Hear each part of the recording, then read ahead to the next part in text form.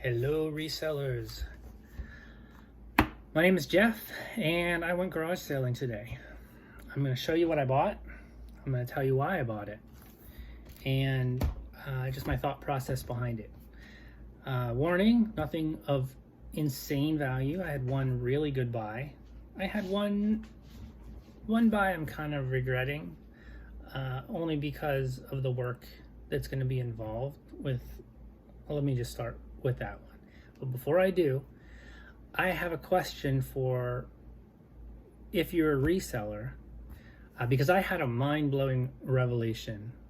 I just got off the phone with eBay regarding the international shipping program. I'm not going to get into it right now because this is a video left for its own. But my question to you is, are you, when you list an item, are you putting the weight and the dimensions in? I don't. I never have. I take care of my own shipping and I charge what I know it's going to cost, in addition to knowing that eBay is going to be taking out fees, in addition to knowing that postage rates are going to continue to go up. So I often will overcharge on my shipping, but I still find myself constantly losing money on shipping. So I'm not perfect, but I also know to price my items accordingly. Anyhow, I would really appreciate, this is not me asking you to put a comment in there because, you know, it helps the algorithm, because this is gonna, I'm curious to know how many people put in the weight and the dimensions of each listing that they list. I don't, I never have. I never have, and it will impact your international shippings, and I'm going to explain why. Maybe you already know this. Maybe I'm the only one who's out of the loop, because I tell you guys all the time, I do so many things wrong. I try to make up with it in volume, and I try to make up with it with having cool items in my store, unique items in my store.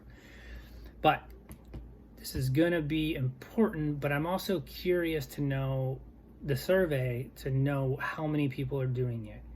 There's good reasons to do it, but there's also good reasons not to do it. And my main reason for not doing it is because I'm lazy. I don't want to work. I don't want to weigh every item. Now, obviously, when you're selling a CD, you know how much CDs weigh. I guess you could do that. Anyhow, first item. Let's start with what I would say is probably a bad buy.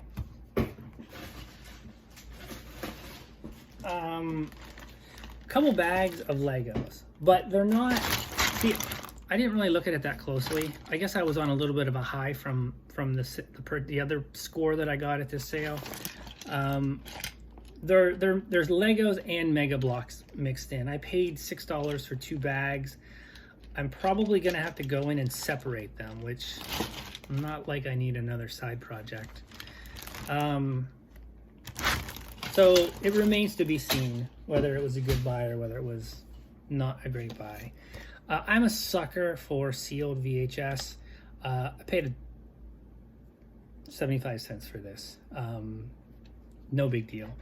Again, I have 2 large stores. So when I'm out buying things, and you're gonna see I've got things to lot up.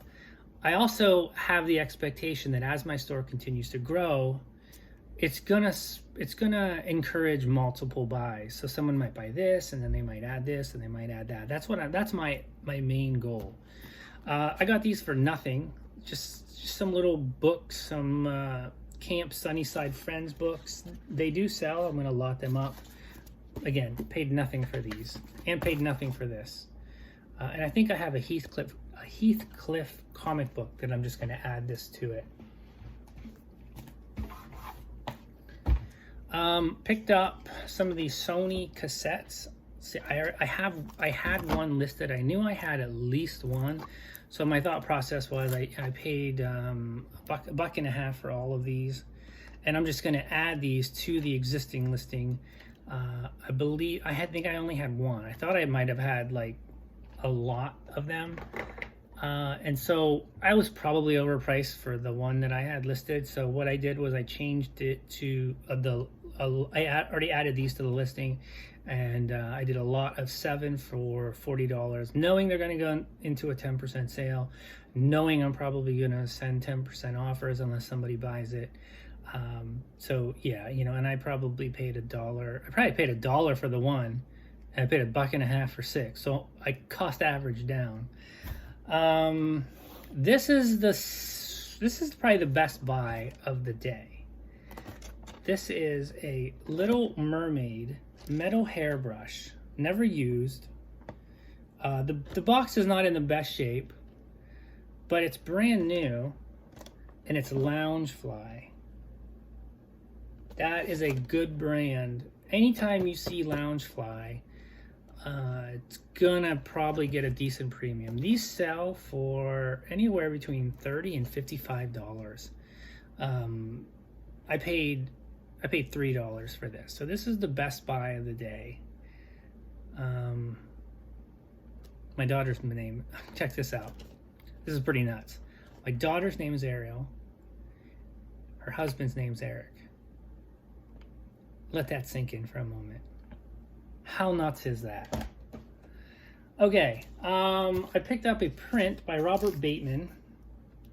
He is a local artist in the Vancouver area, and I do well selling his stuff. This actually has a certificate of authenticity. I paid $1.50 for this.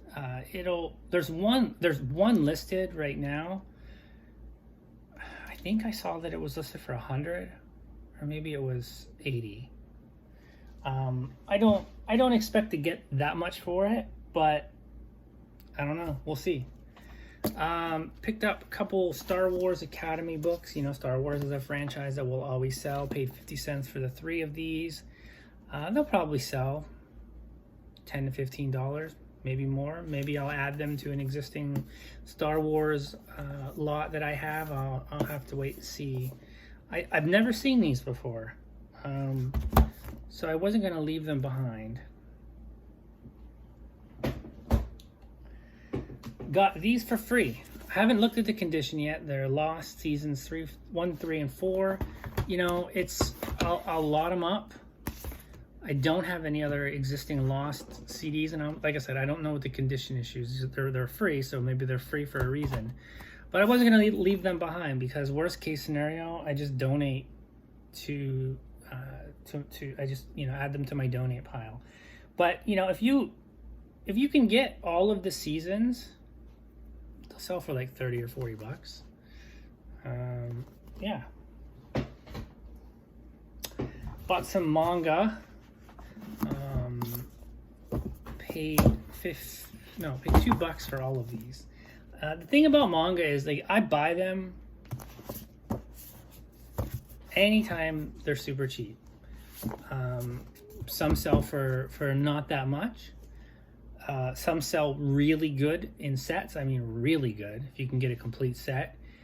And then there's some out there that are just like really rare. A lot of times they're the higher volumes, because some manga, they'll go like 40, 50, 60 issues. So sometimes by the time they get to the later issues in the run, and this is very similar to comic books as well, the print runs start to really drop. Now, the way I look at it, you know, I didn't look these up. They were so cheap. They're gonna sell no matter what. And lots of times people, when they're buying one manga, they're gonna buy others. And it's like research. It's like learning. It's like I might look these up and discover that some of these are actually valuable, and then that goes into my database. That goes into my mind, and I know in the future to look for those books specifically. We're just constantly learning as resellers. Constantly, like we're expanding our knowledge of items that we know to look for.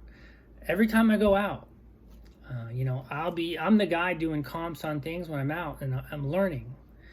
And sometimes you learn, you know, you find an item and you had no idea that it was that valuable. So and then you do. Bought these for 75 cents for personal use. Like can always use these kind of food containers. I also bought a shirt. a Hollister shirt for how much was this? This was $1. This was $2, just for my own personal use. It's the advantage is sometimes when you're thrifting, why pay retail? Why does anybody pay retail for anything? I have no idea. Like, it just blows my mind. Which reminds me, I had an offer on a shirt that I had for sale, which was my own personal shirt that I had worn once when my daughter took me to see Hamilton, the musical, which I'm a huge fan of. But the version that we saw was not the original cast, and it just didn't measure up. And so I got an offer. It was not that great of an offer.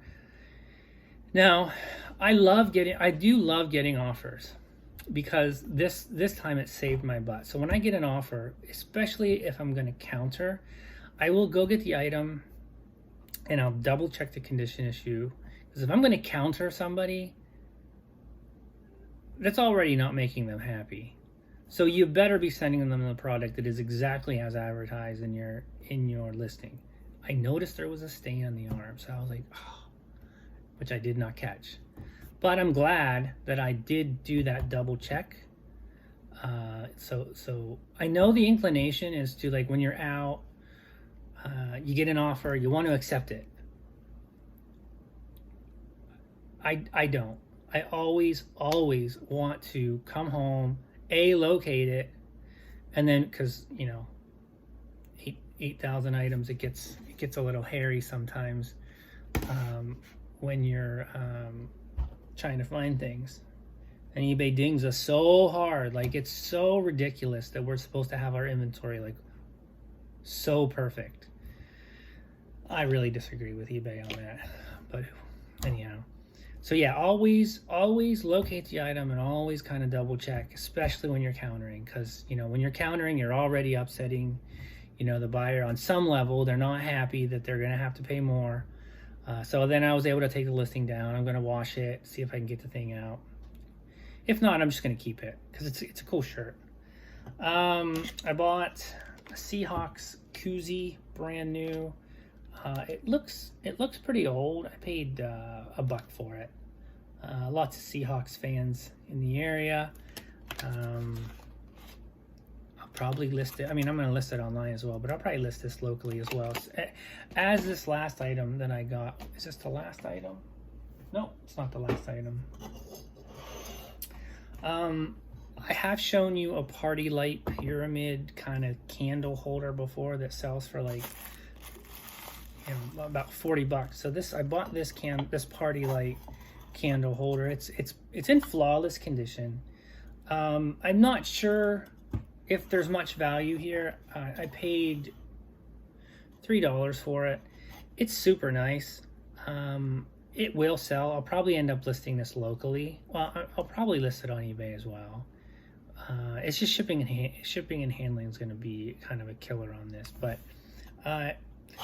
some of these party light things sell for good money, but you do want to thoroughly check it over, make sure there's no dings or chips. And this one is in flawless condition. So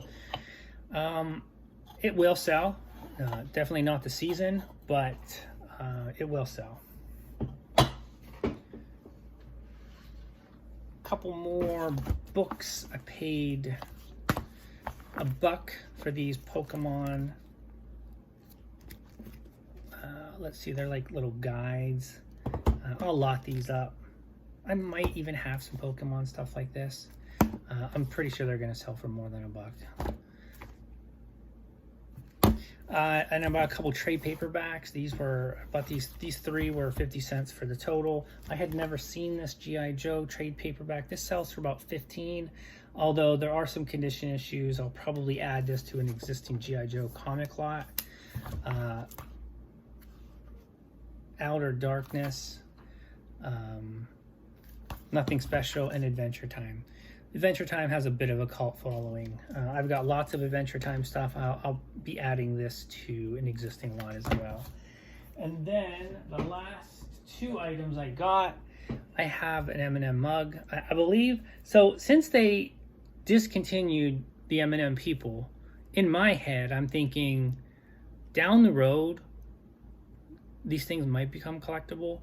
And I'm pretty sure I have a red M&M one like this. So, you know, I figure, yeah, M&M World. I'm sure if I haven't already sold it, I'm sure I do. So with one mug, it's not that much in shipping and handling to go ahead and add another mug to the listing, and it actually makes it more appealing. Like, we have to, as shipping and handling continues to go up, it is our biggest cost, and it's our biggest obstacle to getting consumers to buy from us.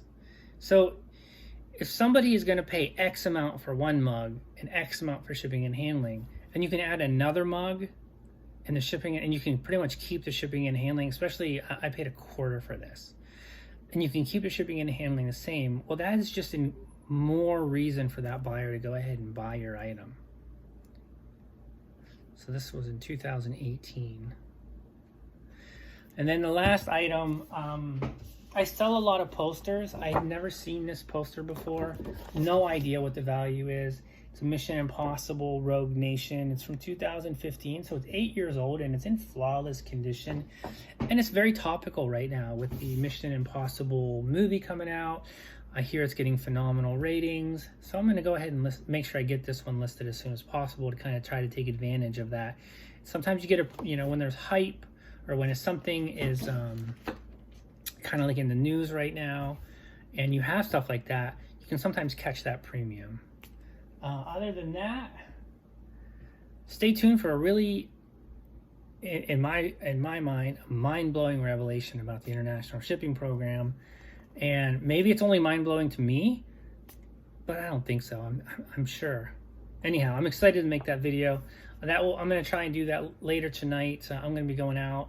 My wife and I were going to be going out later, and I've got some work that I need to do, and I need to help my daughter photograph some items that she wants to sell on Marketplace because they're moving. So have a great Saturday. I hope the weather is beautiful where you guys are, and I'll be in touch soon.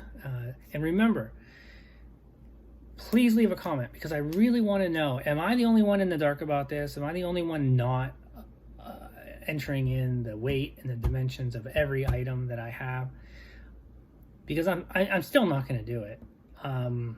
But it might be costing me sales, and it might be putting a lot of money in eBay's pocket. There's a little hint. All right, guys, talk soon. Bye.